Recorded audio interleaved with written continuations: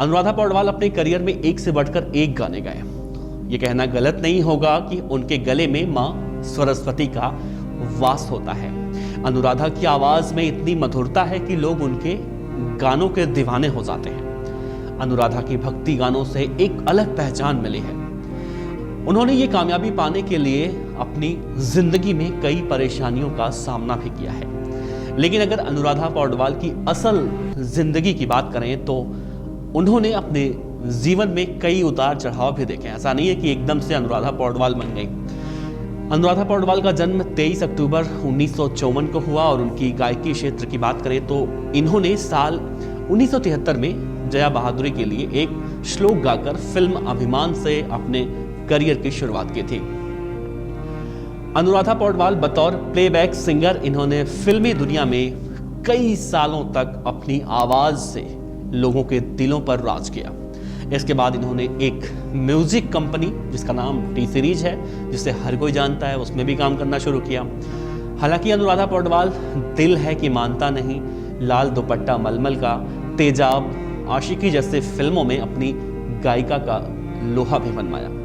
साल 1969 में अनुराधा पौडवाल ने एस.डी. बर्मन के असिस्टेंट अरुण पौडवाल को अपना हमसफर चुना। लेकिन 1 नवंबर 1991 को एक सड़क हादसे में अनुराधा पौडवाल माफ कीजिएगा अरुण पौडवाल उनके पति दुनिया छोड़कर चले गए। इन दोनों के 2 बच्चे हुए जिनका नाम कविता और आदित्य है।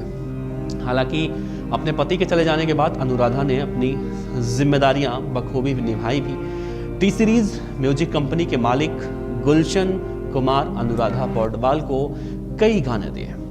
अनुराधा पौडवाल इन गानों को गाकर फिल्म इंडस्ट्री में अपना नाम बना लिया।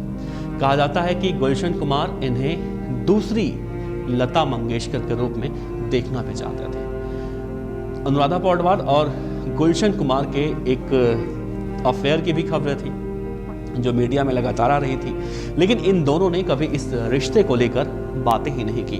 अपनी मधुर आवाज की दम पर अनुराधा पौडवाल ने इंडस्ट्री में अपना एक अलग ही नाम बनाया और तब तक बहुत बड़ा नाम बन चुकी थी।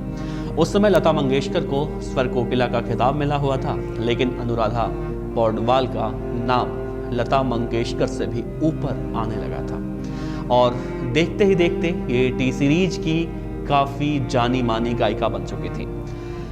लेकिन धीरे धीरे इन्होंने फिल्मी गानों से रुख मोड़कर भक्ति गीत और भजन की तरफ अपना रुख मोड़ लिया और इसी बीच टी सीरीज के मालिक गुलशन कुमार का भी निधन हो गया और जब उनके निधन की खबर आई थी उसके बाद उन्हें काफ़ी झटका भी लगा था, बहुत बड़ा झटका लगा था। कहा जाता है कि उनके निधन से अनुराधा पौडवाल इस कदर टूट गई थी कि उन्होंने फिल्मी गानों को पूरी तरह से अलविदा कह दिया था। तो अनुराधा पौडवाल एक अलग शख्सियत हैं। 1 नवंबर 1991 को एक सड़क हादसे में अनुराधा पौडवाल के पति अरुण पौडवाल की मौत हुई थी और अनुराधा के पास एक बेटा एक बेटी जो सहारा बची थी। लेकिन अनुराधा पर दुख का पहाड़ तो तब टूटा जब बीते 12 दिसंबर को इनके बड़े बेटे माफ कीजिएगा इनके बेटे आदित्य ने भी उनका साथ छोड़ दिया। एक रिपोर्ट के मुताबिक आदित्य की किडनी काफ़ी वक्त से खराब चल रही थी और जिसके वजह से अचानक किडनी फेल हो जाती है और वो दुनिया से रुखसत कर देते हैं। अपने पति और बेटे के मृत्यु के बाद अनुराधा पौडवाल के पास अब सिर्फ उनकी बेटी ही रह गई हैं जो उनके जीने का सहारा है।